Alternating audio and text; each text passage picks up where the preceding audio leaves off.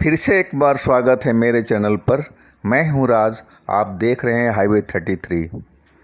दोस्तों, आज की जो घटना हमें भेजा है जनार्दन जी ने। जनार्दन जी ट्रक ड्राइवर हैं, यूपी के रहने वाले हैं, लेकिन साउथ इलाके में ज़्यादा वो अपना ट्रक चलाते हैं। जैसे कि चेन्नई, हैदराबाद, बेंगलोर, केरल, उस साइड का ज़्यादा उनका रूट था। तो इस घटना को वो बता रहे हैं कि 12-13 साल गुजर चुका है जो घटना उनके साथ में हुई थी। तो विस्तार से चलते हैं उनकी कहानी में। लेकिन दोस्तों, आपने मेरे चैनल को सब्सक्राइब नहीं किया है तो प्लीज़ कर लीजिए, धन्यवाद। मैं हूं जनार्दन, ट्रक ड्राइवर। वो घटना मुझे अच्छी तरह से याद है।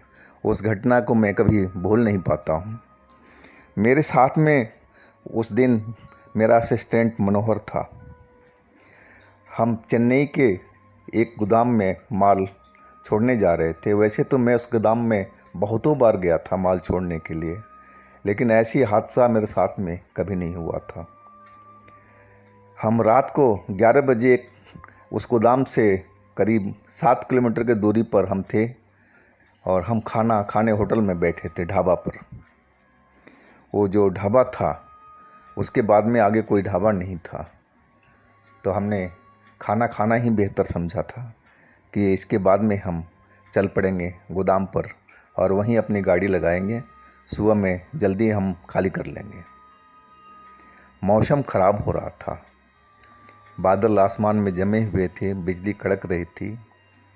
अब मैं सोच लिया कि जल्दी जल्दी हम लोग खाना खा के यहाँ से निकल ले, क्योंकि उस रोड पर मैं जानता था, गया था बहुत बार, दिन में भी रात में भी। तो स्टार्टिंग में रोड कहीं कहीं टूटा हुआ था। अगर बारिश हो गई तो उसमें पानी जमा हो जाता, फिर हमें पता नहीं लगता है किधर खड्डा है किधर रोड है। तो हम जल्दी जल्दी ट्रक स्टार्ट करके चल दिए थे। आधा रास्ता हम पार कर चुके थे, लेकिन बारिश अभी आई नहीं थी। लेकिन चांसेस था कि बस होने वाली है, ऐसा ही लग रहा था। धड़ाम धड़ाम बिजली गिरने की आसपास में आवाज़ आ रही थी, जैसे पास में ही बिजली गिरी हो। और हम लोग अपने मंजिल की तरफ बढ़ते जा रहे थे। मुझे पहचान था वहाँ का कि उस गोदाम से पहले एक बड़ा सा दाहिने साइड में बागीचा आता है और रोड साइड में बड़े बड़े केले के पेड़ लगे हुए थे। और वो बगीचा पार करने के बाद ही वो गोदाम आता था। तो मुझे बहुत अच्छी तरह से पहचान था। लेकिन हम आगे बढ़ते जा रहे थे और बिल्कुल सोन सपाटा रास्ता नज़र आ रहा था। वो कहीं बगीचा मुझे नज़र नहीं आ रहा, ना गोदाम नज़र आ रहा था।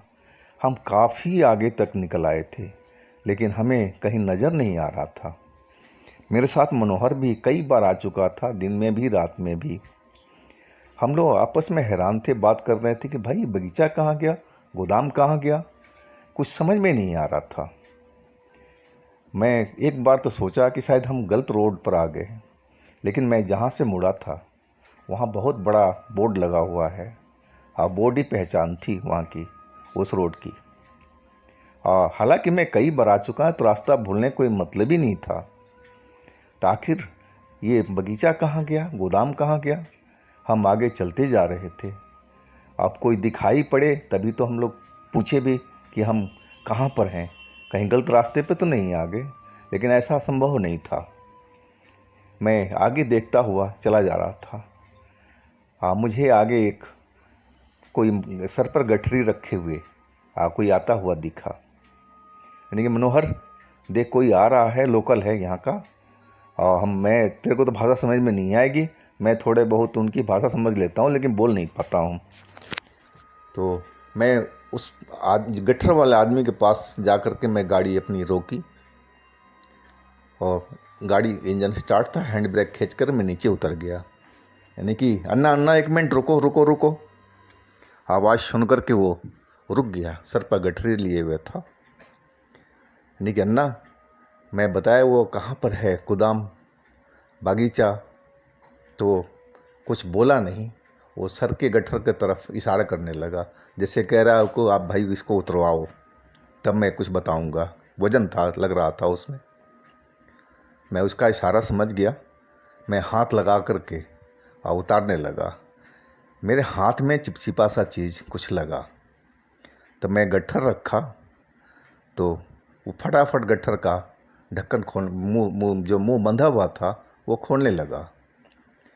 मैंने कहा ना, आप मेरे को बता दो कि वो गोदाम कहाँ पर है, हम सही रोड पर है ना। लेकिन वो बात को मेरी अनसुनी कर रहा था और इतनी देर में वो जो गट्ठर बंधी हुई थी खोल दिया। मैं देख करके दहल सा आ गया कि उसके अंदर में एक पूरी शरीर आदमी का पड़ा हुआ था और उसका गर्दन कटा हुआ था और गर्दन सर एक साइड में रखा हुआ था और जो चिपचिपा पदार्थ मेरे हाथ में लगा था वो खून था। मैं चिल्ला पड़ा ज़ोर से और वो जो सिर था उसकी आंखें खुली हुई थी और मेरी तरफ वो देखे जा रहा था। मैं बहुत ज़ोर से चीखा और सीधा, हमारा ट्रक का तो गेट खुला हुआ था, मैं कूद करके ट्रक के अंदर में घुस गया। थर थर थर काँपने लगा। मनोहर कुछ समझ ही नहीं पाया कि इस दाहिने साइड में हुआ क्या है, क्योंकि वो बाएं साइड में देख रहा था। वो मेरी तरफ आंखें फाड़ फाड़ करके और देखने लगा, पूछने लगा क्या हुआ उस्ताद, क्या हुआ उस्ताद। लेकिन मैं बोलने की स्थिति में नहीं था। मैं तो डर के मारे काँप रहा था, थर थर थर काँप रहा था। जैसे लग रहा था मेरा दिल शर्ट का बटन तोड़ करके बाहर निकल आएगा, ऐसे मेरे दिल की धड़कन बढ़ी हुई थी। मैं देख भी रहा था तो वो जो भूत था, प्रेत था, जो भी था, वो मुझे वो छलावा दिख रहा था। ये छलावा ही ऐसे करते हैं, मैंने कई अपने दोस्तों से सुना था, ट्रक ड्राइवरों से, कि वो रास्ता भी बंद कर देते हैं, माहौल बदल देते हैं। तो ऐसा ही कुछ हमारे साथ में अभी हुआ है। तो मेरी समझ में ये छलावा ही है। वो अभी भी गट्ठर रखे नीचे खड़ा था। मैं मनोहर का कुछ नहीं बोल पाया। मैं अपना गियर लगाया, हैंड ब्रेक हटाया, मैं आगे की तरफ भागने की सोचा कि यहाँ से जल्द आगे निकला जाए। तभी मैं गियर में एक्सीलेटर दबाया तो हमारी इंजन बंद हो चुका था। दोबारा हमने कोशिश की, कई बार कोशिश की, लेकिन इंजन स्टार्ट ही नहीं हुआ। अब मैं समझ गया कि हम बुरी तरह से इस छलावा के चक्कर में फंस चुके हैं।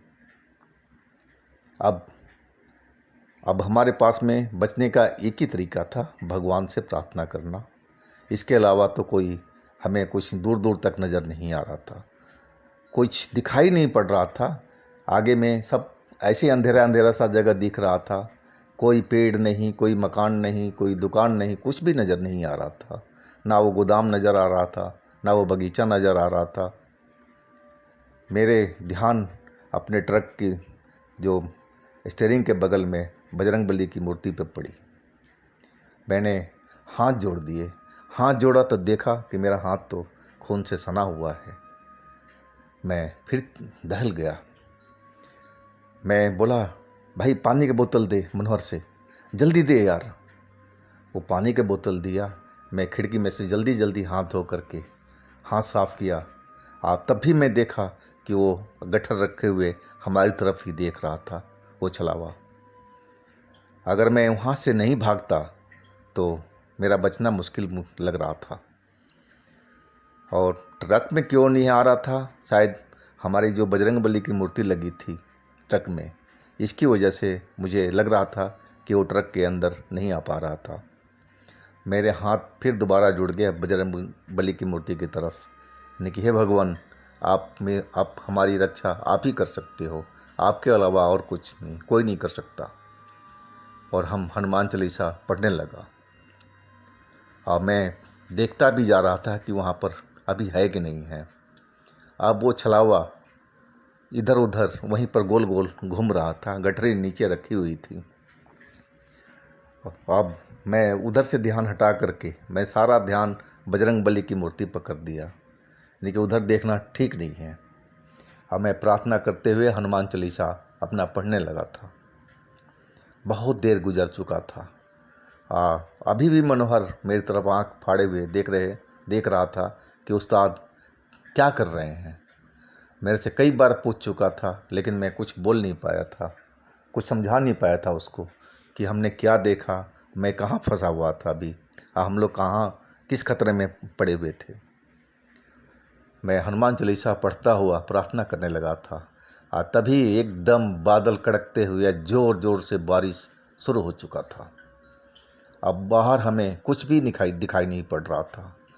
हर तरफ पानी पानी लग रहा था। हमारे शीशे आगे एकदम पानी, सब कुछ धुंधला भी नज़र नहीं आ रहा था, ऐसे हालत हो गया था। बहुत देर तक बारिश चलती रही थी, लेकिन मैंने हनुमान चालीसा पढ़ना बंद नहीं किया। मैं हाथ जोड़े वैसे के वैसे प्रार्थना करता रहा था। करीब एक सवा घंटे के बाद में अंदाज़ा से बारिश बंद हुई। धीरे धीरे शीशे साफ होते गए आगे का। तब मुझे हल्का हल्का जो चीज़ नज़र आया वो था बगीचा, जो मेरे बिल्कुल दाहिने साइड में ही था, और वो गोदाम भी मुझे वहाँ से नज़र आ रहा था। हम बिल्कुल बगीचे के पास में खड़े थे, कुछ चंद दूरी पर ही वो गोदाम दाहिनी साइड में था। अब मैंने बाहर देखा तो कोई मुझे नज़र नहीं आया, कोई छलावा नहीं नज़र आया, ना कोई भूत ना प्रेत। मैं हर तरफ देखा अपने ट्रक के, लेकिन वो नहीं था। लेकिन हम रिस्क नहीं ले सकते थे। हम चुपचाप हाथ जोड़े वैसे ही कि वैसे बैठे रहा। नहीं, जब तक सुबह नहीं होगी हम यहाँ से हिलेंगे नहीं।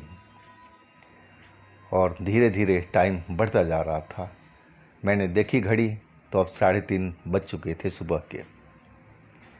मैं बजरंगबली को एक बार फिर हाथ जोड़ा और अपने ट्रक का चाबी घुमाया, और पहली बार ही हमारा ट्रक स्टार्ट हो चुका था। सब बजरंगबली की कृपा थी कि हम बच गए थे, और ट्रक ले जा कर के मैं उस गोदाम के गेट के साइड में लगा दिया था। उस घटना को मैं कभी भूल नहीं पाता हूँ। ऐसी चीज़, वो लाश देखी और वो सरकटा हुआ आदमी जो मरा हुआ था और हमारी तरफ घूर करके देख रहा है। अगर मैं वहाँ से भागता नहीं तो पता नहीं मेरे साथ में क्या होता, और शायद मनोहर बच पाता कि नहीं बच पाता, भगवान ही जानता था। तो ये थी दोस्तों जनार्दन की कहानी। अगर आपके पास भी कोई अपनी कहानी है, इस तरह की स्टोरी है, कोई आप बीती है, तो हमें इंस्टाग्राम पर या व्हाट्सएप नंबर पर शेयर कीजिएगा। हम आपकी कहानी को ज़रूर बनाएंगे। हमारे चैनल को लाइक कीजिएगा, सब्सक्राइब कीजिएगा, शेयर कीजिएगा, और साथ में हमारा दूसरा चैनल हाईवे नाइट पर भी ज़रूर विजिट कीजिएगा। लिंक मैं नीचे दे रखा हूँ, उसमें अच्छी अच्छी कहानी रोज़ ही आ रही है। आप लोग अपना बहुत ख्याल रखिएगा। नमस्कार।